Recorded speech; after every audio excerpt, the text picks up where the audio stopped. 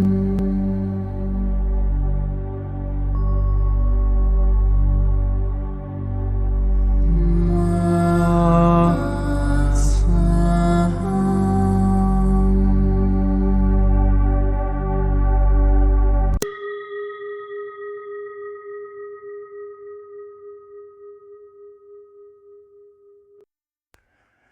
qui suit est la transcription d'un échange entre Mathias de Stefano, désigné ici comme moi, et son soi supérieur, désigné comme je suis. Dans cette capsule, la voix masculine incarnera le moi, tandis que la voix féminine représentera le je suis. Cette conversation, intitulée Neptune, a été réalisée le 21 février 2021. Mes yeux s'humidifient. Je ferme les yeux comme pour supporter la pression du ciel sur ma tête. Et en les fermant, j'observe la pression à l'intérieur de ma tête, mes idées, mes pensées, ce qui me reste quand je ferme les yeux. Avec moi-même, combien ferment vraiment les yeux pour voir? Combien le font uniquement pour dormir? Fermer les yeux peut être mortel pour le corps. Et en même temps, c'est sa plus grande libération. Le corps est conçu pour survivre dans un espace hostile, qui l'oblige à s'adapter ou à périr. Fermer les yeux est un moment de faiblesse, de vulnérabilité, où l'être physique se trouve nu, face au danger extérieur. Il ne peut pas voir ce qui arrive. Il ne peut pas être attentif pour savoir où courir ou de quoi se défendre. Cette mémoire cellulaire, qui remonte à l'époque où les humains, comme tous les animaux, étaient des proies faciles pour d'autres créatures, a fait que l'idée de fermer les yeux sans raison particulière est considérée comme une perte de temps, une futilité, voire un danger. Et pourtant, si vous ne les fermez pas, vous pouvez devenir fou et mourir. Le corps lui-même, conçu pour être vigilant, perd sa capacité à l'être s'il ne dort pas. Un être humain a besoin de dormir en moyenne 8 heures par jour, période pendant laquelle toutes les cellules du corps en profitent pour se régénérer, absorber des nutriments, se détendre, classer les données recueillies pendant la journée, traiter les informations et rétablir la vitalité des pensées pendant la période diurne. Sans sommeil, les cellules n'ont pas le temps de se régénérer et meurent, tout simplement, épuisant les neurones, le cœur, le système digestif et provoquant une réaction en chaîne qui peut entraîner des migraines, des évanouissements, voire des crises cardiaques et la mort, le sommeil éternel. Combien de temps une personne peut-elle vivre sans dormir, sans fermer les yeux et se reposer? Cela dépend de la personne, mais quelques semaines ou quelques mois après avoir traversé les pires états. Le sommeil est essentiel à la vie. Il régule le métabolisme et facilite l'homéostasie. En d'autres termes, il maintient le corps en ordre. Mais comme je l'ai dit, c'est un moment de faiblesse absolue. Si vous vous considérez comme une proie, certains animaux ont réussi quelque chose d'incroyable. Dormir avec la moitié du cerveau. De cette façon, ils peuvent rester attentifs, avec l'autre moitié tout en se reposant. Les humains ont souvent des moments constants de micro-sommeil, car l'insomnie complète est impossible. Et certaines parties du cerveau s'éteignent de temps en temps, générant des laps de temps, des moments blancs, où vous perdez la notion de ce qui se passe.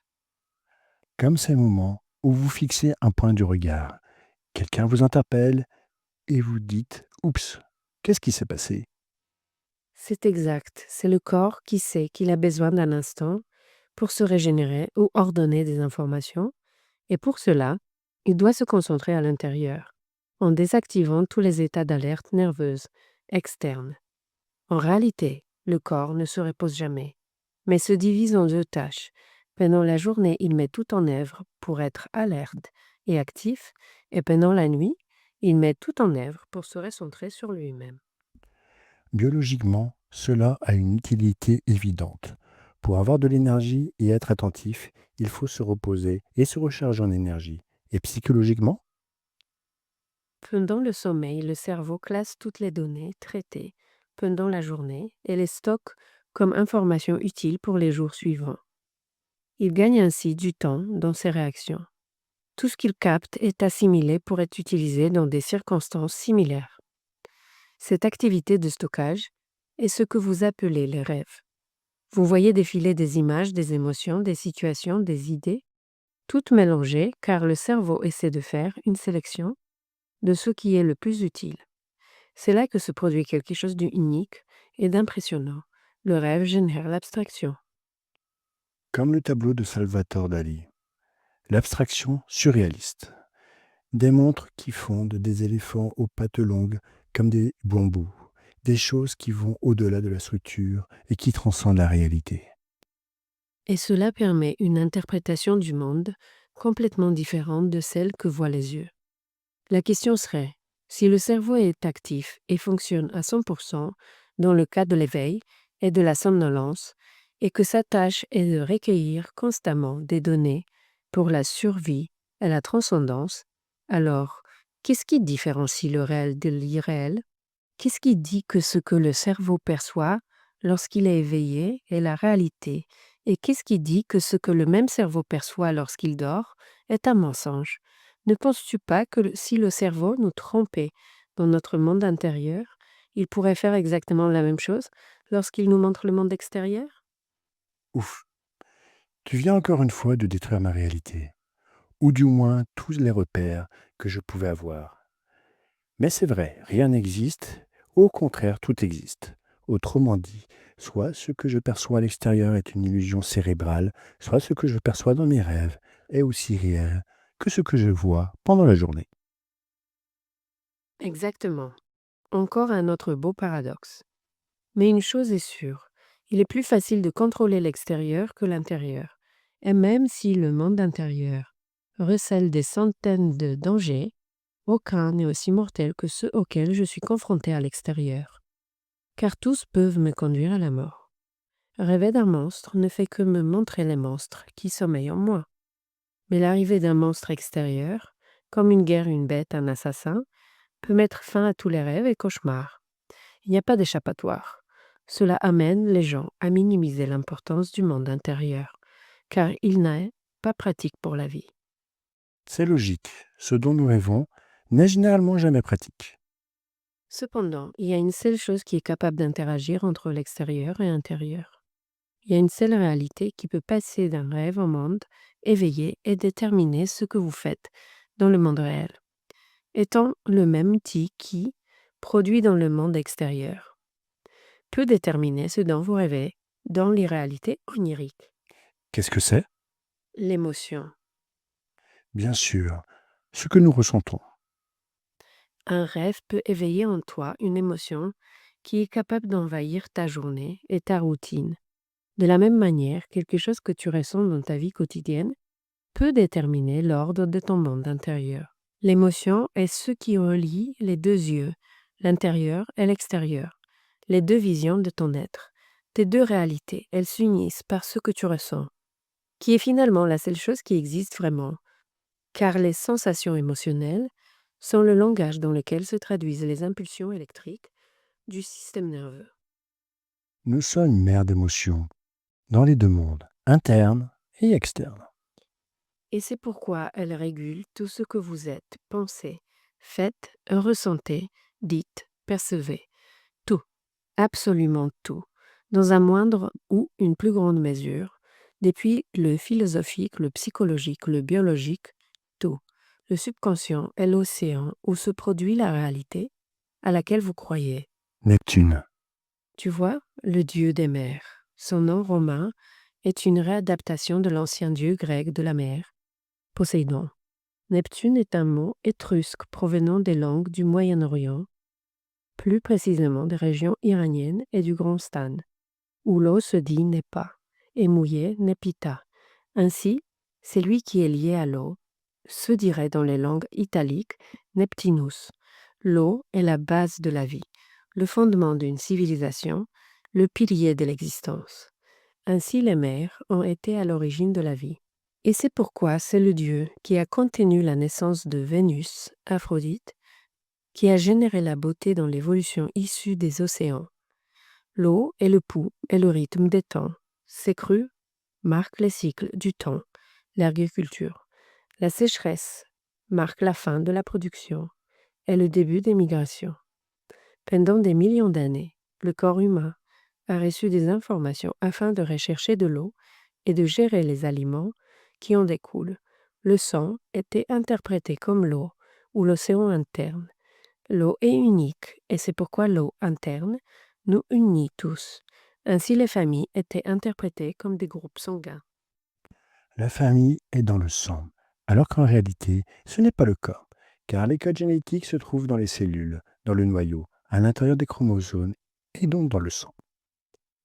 Bien que certains éléments du sang, comme les globules blancs, contiennent effectivement cette information, mais au-delà de cela, c'était le sang lui-même qui, en relation avec l'eau, parlait de transformation, de ce qui nous unit, et comme on ne connaissait pas les cellules, on comprenait que le pouvoir qui nous unit à l'intérieur se trouve dans le sang. Le pouls et la pression artérielle permettent aux nutriments de vitaliser le corps, de régénérer les cellules, de les rendre sensibles à l'absorption d'informations. Ainsi, le système nerveux est plus actif et la cognition s'améliore. Rester hydraté accélère le fonctionnement général du corps, car le manque d'eau, la déshydratation, éteint toutes les fonctions. La bonne connectivité disparaît et les délires, les hallucinations, les vertiges et les évanouissements commencent. L'eau est conductrice de lumière, d'information, d'électricité. C'est pourquoi l'esprit et la conscience se déplacent à travers l'eau et connaissent la réalité à travers elle. L'esprit manifesté est de l'eau en constante adaptation. Et c'est cette électricité qui génère les impulsions. Et les impulsions qui donnent lieu au mouvement, en agissant à partir d'une tension, c'est-à-dire ex motio. Émotion. La planète Neptune a été nommée ainsi lors de sa découverte au XIXe siècle, suivant la tradition qui consiste à nommer les planètes d'après les dieux qui parcourent les cieux. Elle est principalement constituée de gaz et sa taille est similaire à celle d'Uranus. Elle se trouve à environ 4 heures à la vitesse de la lumière de la Terre. Et c'est la 8e planète, à partir du Soleil, faisant partie des 4 géantes gazeuses, situées aux confins du système solaire, ce qui en fait l'une des 2 planètes les plus subtiles et les plus profondes, parmi celles qui sont imperceptibles et qui affectent les aspects les plus intimes de l'être, les intangibles et les invisibles. C'est l'une de celles que vous devez fermer les yeux pour percevoir et que vous passerez peut-être toute votre vie à essayer de trouver en vous. Car sa pression est imperceptible, et pourtant c'est elle qui entraîne la gravité externe de toutes les autres planètes à l'intérieur du système. Et dans son mouvement, elle génère les vagues du subconscient. C'est comme le poisson qui se trouve dans l'eau et qui ne pourra jamais voir l'océan. Ignorer la présence de l'océan parce que vous vous êtes habitué à évoluer dans un environnement ne signifie pas qu'il n'existe pas ou qu'il n'a pas d'effet. De la même manière que pour quelqu'un né sur Terre, l'air semble inexistant, un vide. Et pour un extraterrestre né sur Mars, l'air de la Terre signifierait une mort horrible et écrasante. L'habitude de vous déplacer dans un environnement fait que vous le percevez à peine. C'est le subconscient, la profondeur de cet océan que vous ne voyez pas, que vous ne sentez pas, des eaux que vous ne percevez pas, contrôlées par Neptune, alors que la Lune agite les eaux de ta vie jour après jour, conditionnant ce que tu fais et ce que tu ressens, étant la houle que tu peux contempler et reconnaître dans ses mouvements. Neptune sera les profondeurs de cet océan, où tu ne peux pas remarquer les courants, les vagues, le mouvement, ni les lumières. Tout est dans les profondeurs, et pour cela tu dois fermer les yeux. Je ferme les yeux. Je supporte la pression qui vient de toutes parts. Mes yeux s'humidifient. Car je me vois. Je vois ce qui est en moi. Et c'est ce que la plupart des gens ont peur d'affronter. Car aller en profondeur détourne l'attention de l'extérieur, nous rend vulnérables face aux prédateurs. C'est pourquoi la plupart des gens refusent de se regarder en face, de fermer les yeux et d'oser nager dans les eaux profondes du subconscient, car là, la réalité est abstraite, irréelle, là où l'on ne trouve que des sensations, des émotions et aucune n'est liée au monde diurne, car elles sont un mélange de toutes choses, de tous les temps et de tous les espaces. C'est effrayant de s'y plonger. Parce que tu verras ce que tu as nié. Tu entres dans une conscience si vaste que tu perds la notion de qui tu es, pour être tout, la mémoire de tout ce que tu as été, de ce que tu es et de ce que tu seras, connecté à tout ce qui existe. Tu es un poisson qui, en regardant à l'intérieur et en sentant l'eau autour de lui, se permet de se reconnaître comme l'océan lui-même, avec toutes les créatures qui l'habitent. En reconnaissant ton monde intérieur, tu te rends compte à quel point ta vie est petite, voire insignifiante, et que tout ce que tu as fait n'est qu'un simple point dans l'infini. Affronter Neptune est une grande crise existentielle. L'accepter en toi, c'est te reconnaître comme un être spirituel. C'est lui qui cherche à élargir son être, doit intégrer Neptune dans sa vie. La méditation, le rêve conscient, les cérémonies avec des plantes sacrées, les drogues hallucinogènes, les tamascales, tout ce qui vous conduit à une expérience profonde d'abstraction de la réalité, qui ouvre votre monde intérieur en vous permettant de ressentir tout ce qui était en vous et que vous refusiez ou ignoriez souffre, se ressent, se vit. C'est se jeter à la mer, tête à première, sans savoir ce qu'il y a en dessous. C'est pourquoi cela terrifie ceux qui n'osent pas nager, ceux qui ont peur de l'eau. Mais c'est seulement ainsi que vous pourrez ressentir la réalité de l'existence. Fermez les yeux. Je me vois, flottant dans une mer d'idées et d'émotions. Je perçois des émotions que je croyais oubliées ou déjà travaillées. Pourquoi sont-elles toujours là si je les ai déjà affrontées? Pourquoi les larmes coulent-elles de mes yeux si je les ai déjà ressenties et libérées? Le fait d'avoir lu un livre ne fait pas disparaître l'histoire.